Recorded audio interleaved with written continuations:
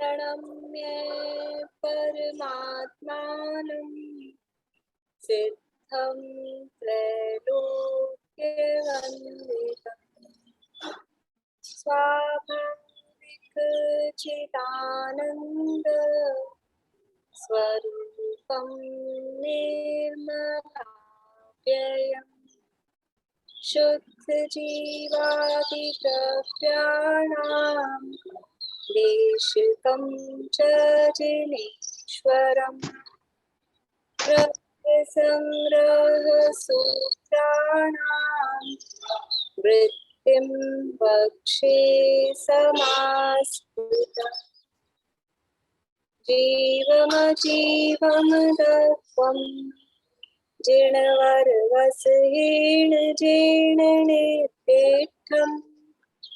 देवीन्द्रविन्दवन्तं वन्दे तं सर्वदा शिरसा कहि जीव अजीव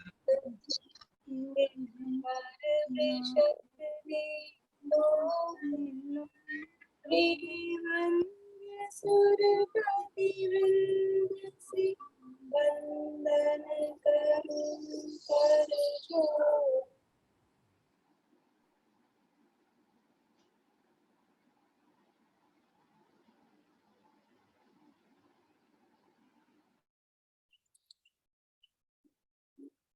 कथा पाठ करेंगे। मैं बोलूं? हाँ।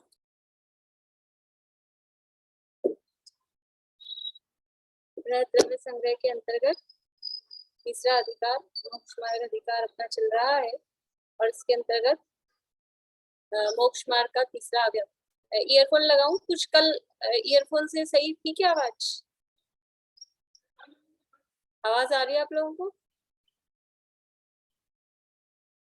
मुझे सबके फोटो रुकी हुई दिख रही है सब।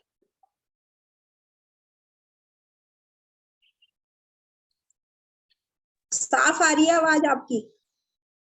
ठीक है, ठीक। देखिए गाथा यहाँ अपनी चल रही थी 46वीं गाथा के आधार पे। रेणु जी कुछ प्रश्न है तो हैंड रेज रखिए, नहीं तो डाउन कर लीजिए।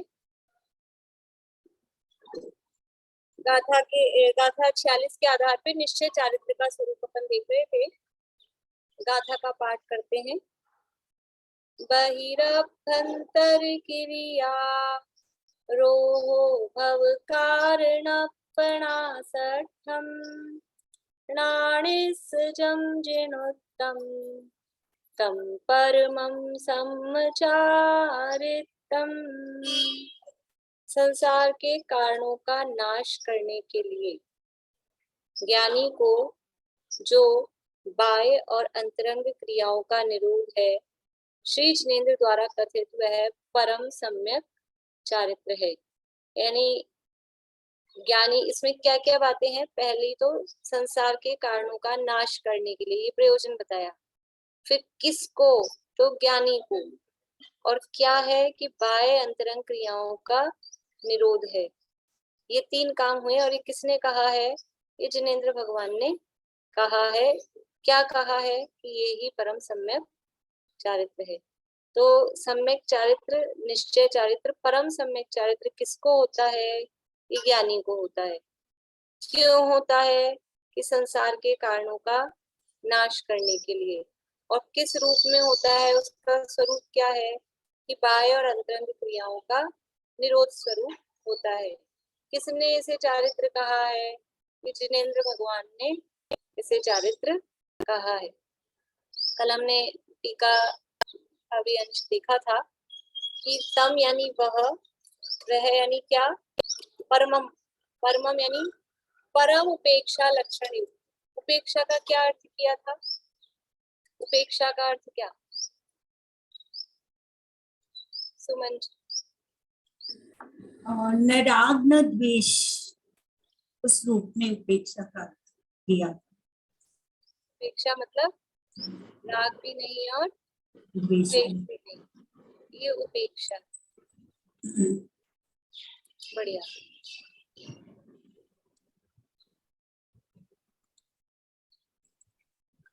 उपेक्षा का अर्थ यहाँ राग और द्वेष से रहित वितराग भाव, वो कल हमने अर्थ देखा था।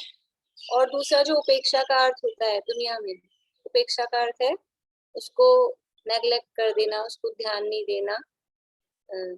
तो यहाँ पर अगर वो अर्थ लगाएं तो कैसे बनेगा कि जो ज्ञानी जीव होते हैं वो राग की, वो पुण्य की भी उपेक्षा करते हैं और पाप की भी उपेक्षा करते हैं। पाप भी उपेक्षित है, पाप भी उपेक्षणीय है और पुण्य भी उपेक्षणीय है। यानी वो पुण्य की भी अपेक्षा नहीं करते। उपेक्षा मतलब कि जिसकी हमको अपेक्षा नहीं है वो कहलाता है उसकी, हम जिससे अपने को मतलब नहीं है ना, हम ध्यान नहीं दे रहे, हम उसकी हिसाब मतलब उसके लिए हमको कोई इच्छा नहीं है, तो वो कहलाता है उपेक्षा। तो ज्ञानी जीवों को पाप की तो उपेक्षा है ही है, पुण्य की भी उपेक्षा है। तो फिर किसकी अपेक्षा है? दोनों की उपेक्षा है कि पुण्य पाप से रहित जो अपना वितराग भाव है। तो अर्थ वही निकल के आया। यदि उपेक्षा का अर्थ जो लोक में प्रचलित है वो अर्थ करें तो किसकी उपेक्षा करनी? पुण्य पाप दोनों की उपेक्षा रूप जो संयम होता है, तो वो क्या होगा? पुण्य पाप दोनों की उपेक्षा रूप संयम, वो वितराग भाव रूप होता है। तो परम उपेक्षा लक्षण युक्त निर्विकार स्व संवेदन रूप शुद्धोपयोग का अविनाभूत परम सम्यक चारित्र जानना। सम्यक चारित्र का लक्षण क्या है? सम्यक चारित्र का लक्षण है परम उपेक्षा।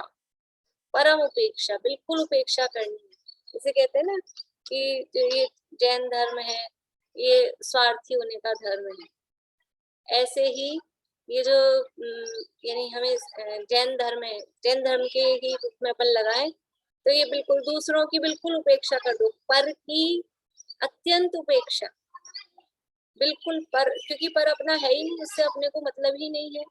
पर का मतलब भूतगल धर्म धर्म आकाश काल अजीव तो है ही, अन्य जो भी जीव भी हैं वो भी, यानी एक द्रव्य दूसरे द्रव्य का करता है ही नहीं, एक द्रव्य दूसरे द्रव्य में कुछ कर सकता ही नहीं है। तो फिर एक द्रव्य को दूसरे द्रव्य की क्या अपेक्षा हो सकती है? कोई अपेक्षा नहीं है, इसलिए परम उपेक्षा। तो यहाँ तो संयम की बात चल रही है, चारित्र की बात चल रही है। तो वो चारित्र क्या है? यानी वो जीवन में, चारित्र का मतलब है जीवन में प्रकट हो। जीवन में प्रकटता किस रूप में होगी? कि अत्यंत उपेक्षा, बाहर से अत्यंत उपेक्षा हो जाए। अभी तक क्या हो रहा है? अभी भी हम परम उपेक्षा कर रहे हैं। अभी क्या चल रहा है? परम उपेक्षा हो रही है कि नहीं हो रही है? वंदना अभी उपेक्षा हो रही है।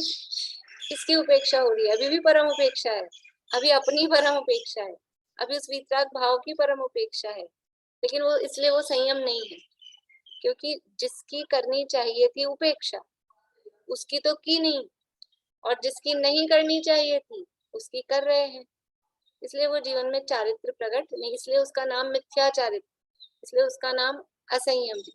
तो अब ये संयम या सम्यक चारित्र कैसे होगा? कि ये परम उपेक्षा किसकी? कि शुभ अशुभ दोनों भावों की, पुण्य पाप सभी प्रकार के परिणामों की, समस्त बाहरी पर द्रव्यों की, पर पदार्थों की वो उपेक्षा हो जाए, उधर से ध्यान हट जाए। तो पर की जो उपेक्षा हो जाएगी तो फिर क्या होगा? कि उपयोग अपने में अपने आप आ जाएगा। चारित्र किसका नाम है? आत्मलीनता, आत्म स्वरूप में लीनता, आत्म रमणता का नाम चारित्र है ना।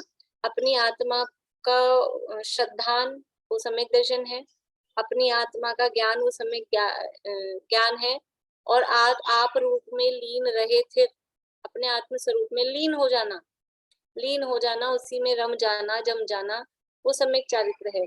तो अभी तक आत्मा में लीन क्यों नहीं हो रहे हैं? कि अभी तक बाहर बाहर बाहर दिमाग जा रहा है ना, तो इधर नहीं जम पा रहे हैं। घूमते रहेंगे बाहर बाहर तो घर में टिकेंगे कहाँ? घर में क्यों नहीं टिक रहे हैं? कि बाहर ही बाहर घूमने जा रहे हैं, इसलिए घर में नहीं टिक रहे हैं। और बाहर घूमना बंद हो जाएगा, लॉकडाउन हो गया, कोरोना टाइम आ गया, तो सब क्या हो गए? सब अपने घर में टिक गए।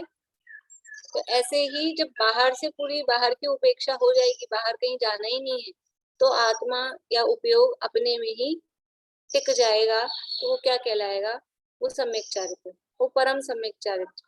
तो इस परम सम्यक चारित्र का लक्षण क्या है? लक्षण है परम उपेक्षा। मुझे पता नहीं चल रहा आप लोग सुन पा रहे हैं कि नहीं सुन पा रहे हैं? मैं एक दो लोगों को थोड़ा, या तो आप लोग गर्दन वर्दन हिलाते रहिए तो मुझे नहीं, समझ में आए। एकदम निशांती को अच्छे से आवाज आ रही, अच्छे से आवाज आ रही। ठीक है,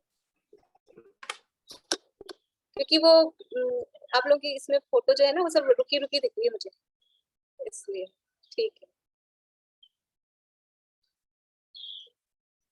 परम उपेक्षा लक्षण युक्त निर्विकार स्वसंवेदन रूप शुद्धोपयोग का अविनाभूत लक्षण क्या है सम्यक चारित्र का? परम उपेक्षा।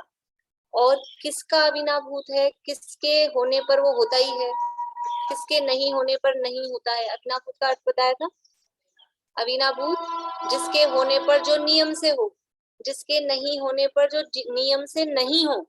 अविनाभूत, अ यानी नहीं, बिना यानी बिना, और भूत यानी होना, जिसके बिना नहीं हो, जिसके होने पर हो और जिसके बिना नहीं हो, तो वो कहलाता है अविनाभूत।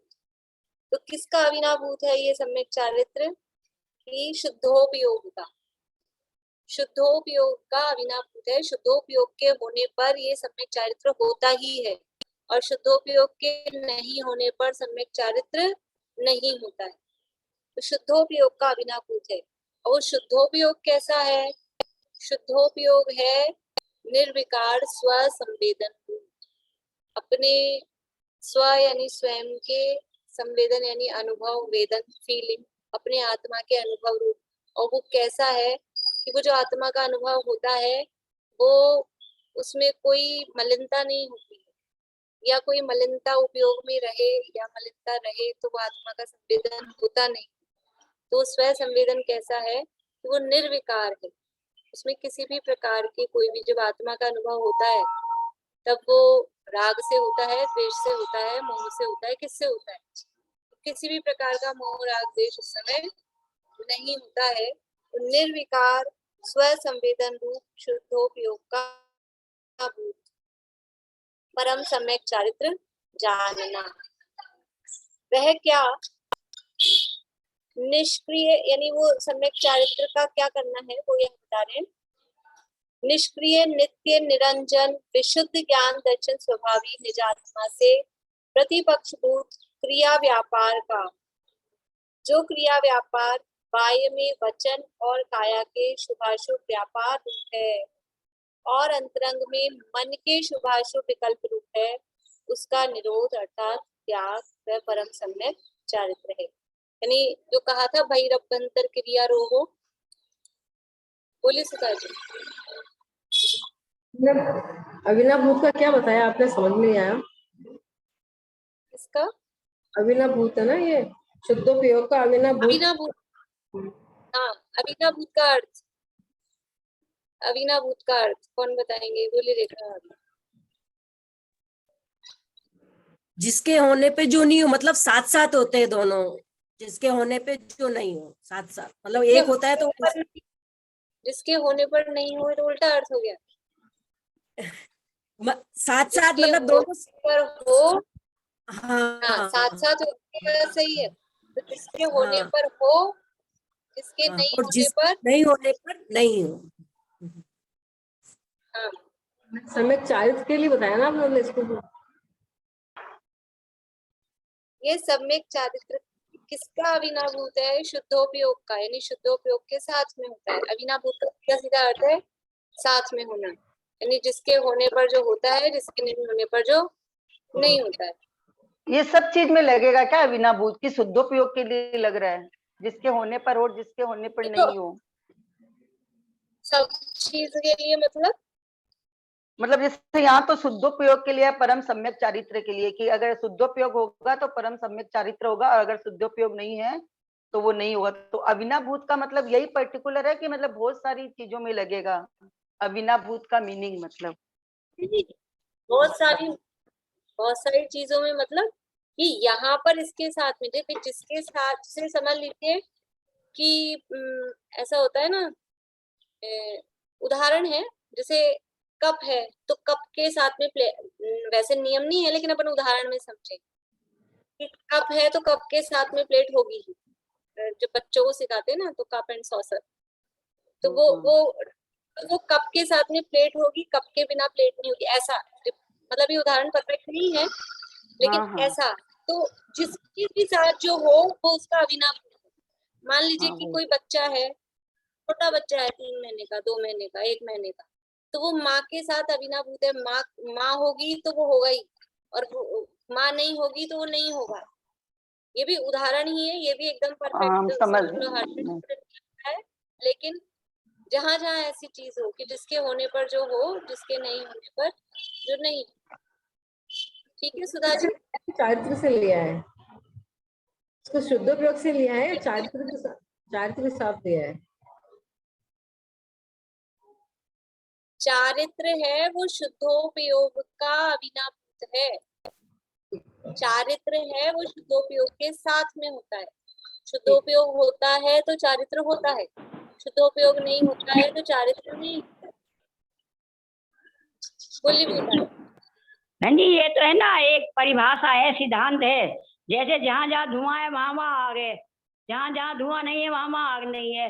मतलब ये खाली चारित्र में पूछ रही है, चारित्र में नहीं है। एक तो सिद्धांतिक परिभाषा है। अविनाभूत शब्द का अर्थ है जहाँ जहाँ वो है वहां वहां होगा, और जहाँ जहाँ नहीं है वहां वहां नहीं होगा। इससे सिद्धांतिक परिभाषा ये ये है न्याय तो है। न्याय है हाँ, ये। यानी हाँ, जिसके होने पर जो होगा ही है। यानी धुआं के होने पर आग होगी, और आग नहीं है तो धुआं नहीं, ऐसा। उसमें वो अन्वय व्यतिरेक का थोड़ा चक्कर पड़ेगा तो वो उल्टा वैसा नहीं लगेगा। लेकिन जिसके होने पर जो हो, जिसके नहीं होने पर जो नहीं हो। जैसे कि ज्ञान होने पर, ज्ञान और आत्मा ये क्या है? जहां जहां ज्ञान है, ज्ञान के होने पर आत्मा है कि नहीं है? जहां आत्मा को कैसे पहचाना जाता है, कैसे पकड़ा जाता है? ज्ञान से ही पहचाना जाता है ना। तो जहां हमको ज्ञान दिखाई दे रहा है इसका मतलब वहां आत्मा है, और जहां ज्ञान नहीं दिखाई दे रहा है वहां आत्मा नहीं है। क्योंकि ज्ञान और आत्मा, या ज्ञान है वो आत्मा का अविनाभूत है। ज्ञान और आत्मा में अविनाभावी, इसके बिना वो नहीं होगा, उसके बिना। ऐसा आत्मा बताओ जिसमें ज्ञान नहीं, और ऐसा ज्ञान बताओ जो आत्मा के बिना ही हो। ऐसा बता सकते हैं?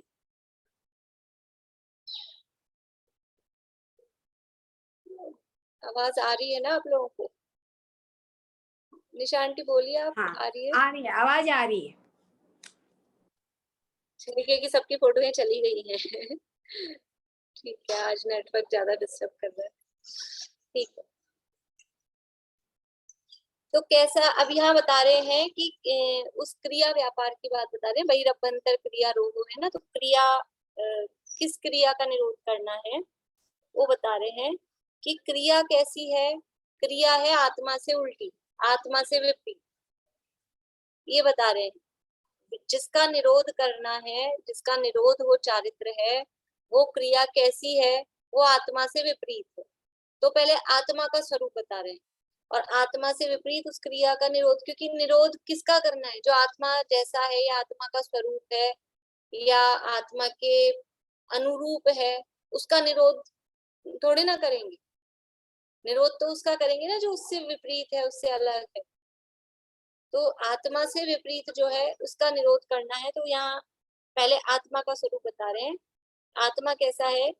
निष्क्रिय, नित्य निरंजन और विशुद्ध ज्ञान दर्शन स्वभाविक। 3 विशेषताएं बताई जाती हैं। एक तो है निष्क्रिय, दूसरा है नित्य निरंजन, और तीसरा है विशुद्ध ज्ञान दर्शन स्वभाविक।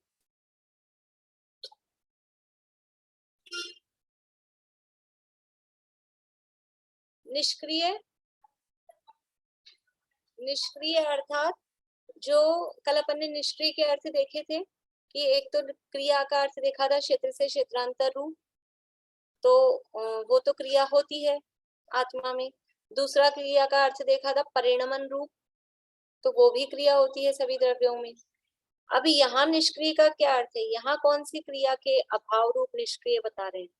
तो यहाँ निष्क्रिय जो आत्मा को कहा है, वो जो ये मनवचन काय की क्रिया है, वो मनवचन काय की क्रिया से आत्मा रहित है, इसलिए उसको यहाँ पर निष्क्रिय। आत्मा कैसा है?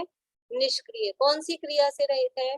कि क्षेत्र से क्षेत्रांतर रूप क्रिया भी है, परिणमन रूप क्रिया भी है, लेकिन ये मन वचन काय की क्रिया वो आत्मा में नहीं, इस अपेक्षा से निष्क्रिय है।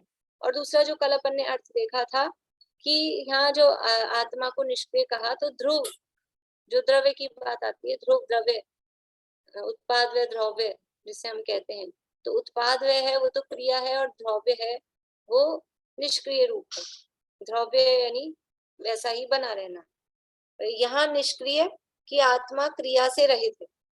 क्रिया से रहित जो आत्मा है, उस क्रिया से रहित निष्क्रिय आत्मा में क्रिया का अभाव है। क्या बता रहे हैं? उसका अभाव करना है। बहिरभ्यंतर क्रिया रोहो, क्रियाओं का निरोध करना। किसमें करना है क्रिया का निरोध? आत्मा। और आत्मा कैसा है? कि वो इन क्रियाओं से रहित है। तो जो इन क्रियाओं से रहित है ऐसा आत्मा, उसमें ये क्रियाएं नहीं, ऐसा कह रहे। ठीक है। निष्क्रिय नित्य निरंजन, नित्य है, सदा रहने वाला है, जिसका कभी अभाव नहीं होने वाला है, अनादिकाल से है, अनंत काल तक रहने वाला है, ऐसा वो नित्य है। कौन है? किसकी चर्चा चल रही है? कि अपना निज आत्मा, शुद्ध आत्मा, मेरी चर्चा चल रही है। बोली भारती। वो जब वो क्रिया से रहित ही है तो फिर उसमें वो क्रिया नहीं है, वो मतलब डबल डबल समझ में नहीं आया। उनको कह ही रहा है कि क्रिया से सब रहित है वो आत्मा, फिर उसमें भी वो क्रिया नहीं है। अच्छा प्रश्न मैं सोच रही थी, प्रश्न उठना चाहिए। जब ये कह ही रहे हैं कि क्रिया से रहित है, तो फिर वो क्रिया का निरोध करने की जरूरत क्या है? जब है ही नहीं, तो वो एक द्रव्य अपेक्षा समझना पड़ेगा, एक पर्याय अपेक्षा समझना पड़ेगा। जैसे कपड़ा गंदा हुआ कि नहीं हुआ? कि कपड़ा गंदा है, अगर गंदा ही हो गया तो फिर धोना ही काहे के लिए, और अगर कपड़ा गंदा ही नहीं हुआ तो भी धोना काहे के लिए। तो वो गंदा हुआ भी है और नहीं भी हुआ है, कि मूल जो उसका स्वरूप है वो मूल में गंदा नहीं हुआ है, लेकिन ऊपर ऊपर गंदगी आई भी है, वो धोके साफ होगी। ऐसे ही आत्मा का मूल स्वरूप है वो तो निष्क्रिय ही है, लेकिन ये मन वचन काय की क्रिया के निमित्त से उसमें क्रिया दिखाई देती है, उसको क्रियावान कहा जाता है, उसको सक्रिय कहा जाता है। इसलिए उन क्रियाओं का निरोध करना है। मन वचन काय के निमित्त से वो क्रियाएं क्रिया करता है, ऐसा देखा जाता है, ऐसा कहा जाता है। मूल स्वभाव कैसा है? मूल स्वभाव तो उनसे रहित है, निष्क्रिय। समझ में आया? आगे यानी निष्क्रिय समझना है, जैसे ऐसे बोलते हैं ना, गुरुदेव का वाक्य बोलती हूँ, बधा भगवान छो और बधा भगवान थाओ, यानी सभी जीव भगवान है और सभी जीव भगवान बन जाओ। तो जब भगवान है ही तो बनना क्या है? जब हम भगवान हैं ही, सभी जीव भगवान हैं, फिर ये क्यों कह भगवान बन जाओ? पर्याय में द्रव्य स्वभाव से, हाँ, पर्याय में बनना है। ऐसे ही आत्मा निष्क्रिय है, द्रव्य स्वभाव में निष्क्रिय है, और पर्याय में उसको ये बहिरभ्यंतर क्रिया का निरोध करके निष्क्रिय होना है। द्रव्य स्वरूप से निष्क्रिय है और पर्याय में निष्क्रिय होना, ऐसे। निष्क्रिय नित्य निरंजन, नित्य है और निरंजन है, अंजन बोलते हैं गंदगी को, कालिमा को। तो आत्मा में कौन सी गंदगी है, कौन सी कालिमा है? कि मोह राग द्वेष आदि विकारी भाव कर्म जो है उनसे रहित है, निरंजन है, विशुद्ध ज्ञान दर्शन स्वभावी। और कैसा स्वभाव है आत्मा का? ज्ञान दर्शन स्वभाव, और वो भी कैसा है? विशुद्ध। विशुद्ध ज्ञान दर्शन स्वभावी, ऐसी निजात। तीन विशेषताएं दी है, निष्क्रिय, नित्य निरंजन, विशुद्ध ज्ञान दर्शन स्वभावी, ऐसी निजात्मा, उस निजात्मा से प्रतिपक्ष भूत, उससे प्रतिपक्ष भूत मतलब उससे अपोजिट, उससे विपरीत क्रिया व्यापार का, उससे विपरीत क्रिया व्यापार का, ये डैश लग रहा है, और आगे इसके बाद एक लाइन छोड़ के अगली लाइन में देखें, नीचे से दूसरी लाइन, वहां पे फिर डैश लग रहा है, एक यहाँ डैश लग रहा है और फिर बीच नीचे फिर डैश लग रहा है एक लाइन छोड़ के। तो ये बीच की लाइन बाद में पढ़ते हैं, पहले इसको डैश से डैश को मिला के वाक्य पूरा देखते हैं। निष्क्रिय नित्य निरंजन विशुद्ध ज्ञान दर्शन स्वभावी निज आत्मा से प्रतिपक्ष भूत क्रिया व्यापार का निरोध अर्थात त्याग वह परम सम्यक चारित्र है। क्या वाक्य बना? वाक्य क्या बता रहे हैं कि निज आत्मा से प्रतिपक्ष भूत क्रिया व्यापार का निरोध, क्रियाओं का निरोध है ना, क्रिया बहिरभ्यंतर को छोड़ दिया, क्रिया रोहो, क्रियाओं का निरोध वो है परम सम्यक चारित्र। ठीक है, आवाज आ रही?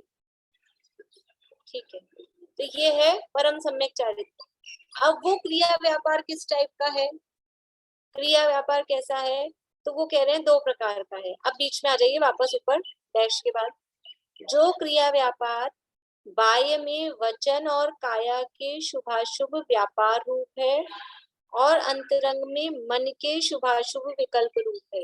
ये क्रिया व्यापार, ये जो क्रियाएं कही है, ये क्रिया दो प्रकार से, एक बाहर की क्रिया है, एक अंदर की क्रिया।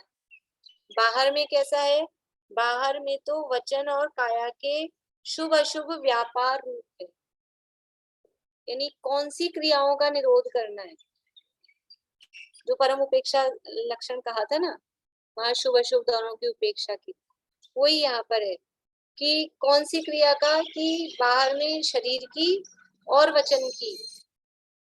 कैसी क्रियाएं होती है इनकी? शारीरिक क्रिया होगी तो या तो पाप रूप होगी या कुछ शुभ रूप होगी, शरीर की जो काम चल रहा है तो या तो देव पूजा गुरु उपासना इस रूप में अपनी शरीर की क्रिया हो रही है, या फिर हिंसा झूठ चोरी कुशील आरंभ परिग्रह के कामों में इसमें हो रही है, तो ये या तो शुभ रूप हो रही है या अशुभ रूप हो रही है।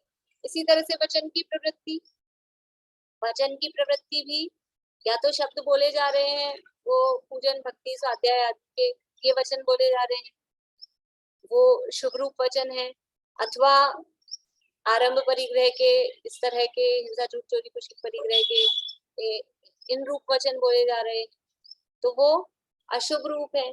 तो ये बाहर में शुभ अशुभ जो वचन की प्रवृत्ति है और काया की प्रवृत्ति है, ये तो हुई बाह्य क्रिया, जो क्रिया व्यापार बाह्य में वचन और काया के शुभाशुभ व्यापार रूप है। व्यापार मतलब उसकी उस तरह की प्रवृत्ति है। और अंतरंग में कैसा है, अंतरंग में मन के शुभाशुभ विकल्प रूप है, यानी शरीर से और वचन से भी शुभाशुभ की प्रवृत्ति हो रही है और मन के माध्यम से भी या तो शुभ विकल्प चलते रहेंगे या अशुभ विकल्प चलते रहेंगे। शरीर में काया यानी वचन में, शरीर में और मन के माध्यम से कोई वितराग भाव होता है, कोई शुद्ध भाव होता है, ये शुद्ध भाव नहीं होता है, वितराग भाव नहीं होता है। शरीर की और वचन की जो प्रवृत्ति होती है वो भी शुभाशुभ रूप होती है, मन की जो प्रवृत्ति होती है वो भी शुभाशुभ रूप ही होती है। क्यों? क्योंकि जो शुद्ध भाव है, जो वितराग भाव है, वो इस शरीर वचन और मन की प्रवृत्ति से परे है, वो इससे अलग है, इनसे रहित है। इसलिए जो वितराग भाव के लिए इन क्रियाओं का निरोध करना है, निरोध कहा है।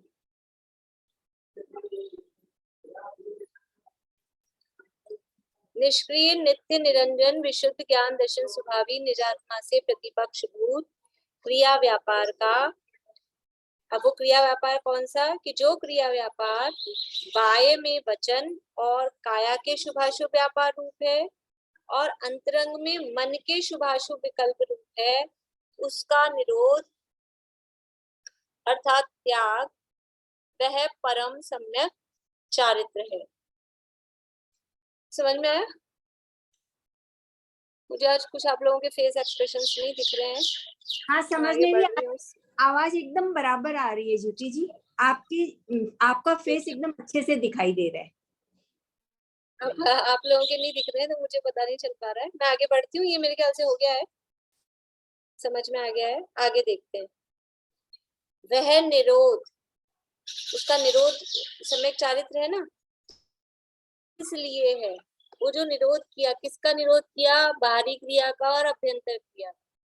बाहरी क्रिया और अभ्यंतर क्रिया यानी शुभाशुभ जो भी भाव है या जो भी वचन है या शरीर की जो भी प्रवृत्ति है, उनका निरोध किस लिए है, उसका प्रयोजन क्या है, उसका कारण क्या है? तो कह रहे हैं 5 भव कारणपणासठम, 5 प्रकार के संसार से रहित निर्दोष परमात्मा से विलक्षण जो संसार, उस संसार के व्यापार के कारणभूत जो शुभाशुभ कर्म आश्रव उनके विनाश के लिए है।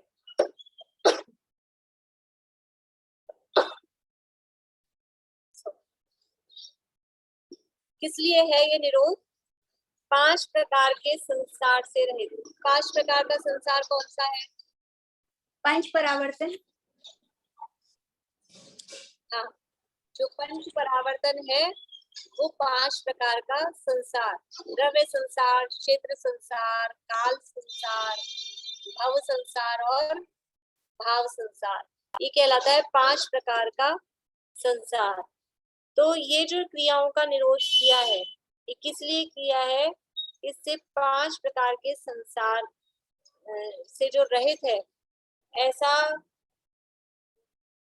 5 प्रकार के संसार से रहित जो अपना निर्दोष परमात्मा यानी अपना शुद्धात्मा है, आत्मा है वास्तव में, उसमें संसार नहीं।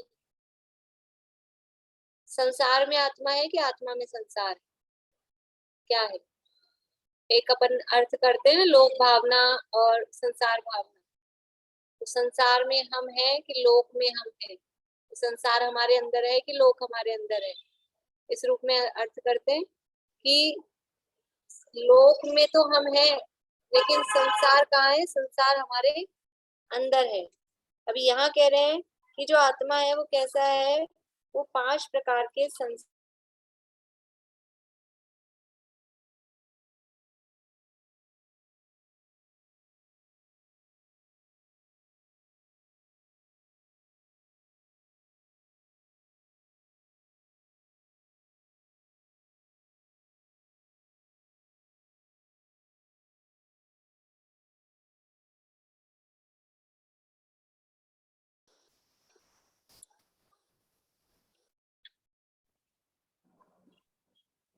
आवाज आ रही है?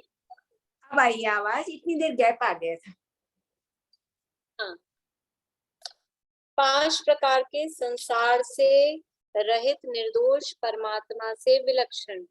निर्दोष परमात्मा मतलब यहाँ जब भी परमात्मा की बात चल रही तो कौन से परमात्मा की बात करते हैं? मंदिर में विराजमान, मंदिर में विराजमान परमात्मा तो संसार से रहित है ही, लेकिन यहाँ जो निर्दोष परमात्मा, दोषों से रहित, कर्मों से रहित, ये अपना निज जो परमात्मा है, कारण परमात्मा, उसकी बात कर रहे हैं कि वो कैसा है? 5 प्रकार के संसार से रहित। वास्तव में संसार जिसमें है ही नहीं, वो संसार में नहीं है, संसार उसमें नहीं है, ऐसे अपने शुद्धात्मा से विलक्षण यानी विपरीत जो संसार। संसार कैसा है? एक एक शब्द का अर्थ कर रहे हैं, मतलब देखिए आचार्य देव की एक एक शब्द का अर्थ कर रहे हैं। भव कारणपणासठन, भव यानी संसार के कारणों का नाश करने के लिए, ये एक शब्द है। तो संसार शब्द आया ना, तो संसार की व्याख्या कर रहे हैं। संसार कैसा है? संसार अपनी आत्मा से, अपने परमात्मा से, कारण परमात्मा से विपरीत है। और वो कारण परमात्मा के लिए अब विशेषण कौन सा लगाया है कि वो कारण परमात्मा संसार से रहित है। पीछे निष्क्रिय बताना था, क्रिया का निरोध बताना था, तो आत्मा कैसा बताया? निष्क्रिय बताया। अभी यहाँ संसार से रहित बताना है, यानी संसार के कारणों का नाश करने के लिए संसार का स्वरूप बताना है। तो आत्मा का स्वरूप कैसा बताया है कि वो संसार से रहित है। तो 5 प्रकार के जो संसार है, उस संसार से रहित ऐसे निर्दोष परमात्मा से विलक्षण जो संसार, उस संसार के व्यापार के कारणभूत जो शुभाशुभ कर्म आश्रव उनके विनाश के लिए है। कि भाई प्रबंधक क्रिया का निरोध क्यों करना है? कि संसार के कारणभूत, देखो भाई रबंतर क्रिया में जो निरोध किया वो भी शुभाशुभ क्रियाएं थी, शरीर की, वचन की, मन के शुभाशुभ भाव, शरीर वचन की शुभाशुभ क्रिया। और यहाँ पर भी क्या कह रहे हैं? संसार के व्यापार के कारणभूत क्या है? वो शुभाशुभ कर्म आश्रय, वो भी ये शुभाशुभ कर्म ही है। तो उनके विनाश के लिए ये बहिरभ्यंतर क्रियाओं का निरोध करना है। पीछे कहा था कि निरोध अर्थात त्याग, वो निरोध किसके लिए है? वो निरोध है संसार के कारणभूत जो शुभाशुभ कर्म है उनके विनाश के लिए है। और वो संसार कैसा है? वो संसार अपने परमात्मा से, शुद्धात्मा से विलक्षण है। ऐसा बाह्य और अंतरंग क्रियाओं के निरोध चारित्र किसको होता है? ये जो बाह्य और अभ्यंतर क्रियाओं के निरोध रूप जो चारित्र है, ये किसको होता है? प्रश्न कर रहे हैं, ये चारित्र किसको होता है? तो जवाब दे रहे हैं नाणिस, ज्ञानी की। वो ज्ञानी कैसा है? निश्चय रत्नत्रय स्वरूप अभेद ज्ञानी को ऐसा चारित्र होता है। वो ज्ञानी कैसा है? निश्चय रत्नत्रय स्वरूप है। ज्ञानी स्वयं, देखो कवि तो कहते हैं कि आत्मा रत्नत्रय स्वरूप है, गाथा में कहा है आत्मा ही रत्नत्रय स्वरूप है। कौन सी गाथा में कहा है? जो रहना तय जुत्तु,